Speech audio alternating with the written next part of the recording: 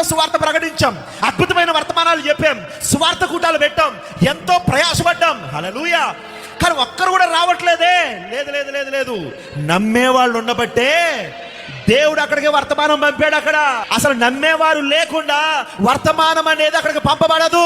ఇర్మియా వర్తమానం చెప్పాడు, అవునా కాదా?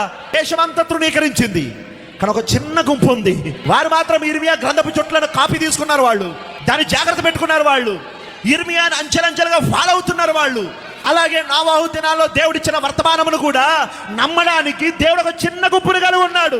ఆ చిన్న గుంపు ఎవరో కాదు. బ్రదర్, నీ ఊర్లో నీ కుటుంబమేనేమో, సిస్టర్ నీ కాలనీలో నీ కుటుంబమేనేమో. ఆ చిన్న గుంపు ఈ వర్తమానం నమ్ముతున్నావంటే అది నీ కుటుంబమే అయి ఉండొచ్చు. కానీ నువ్వెన్నడూ చుట్టుపక్కల వైపు చూడకు, ఇటువైపున బాప్టిస్ట్ వైపు చూడకు, ఇటువైపున మెథడిస్ట్ వైపు చూడకు, ఇటువైపున సిఎస్ఐ వైపు చూడకు, ఇటువైపున పెంతెకోస్తు వైపు చూడకు. దేని కొరకు? ఈ వర్తమానము కొరకు.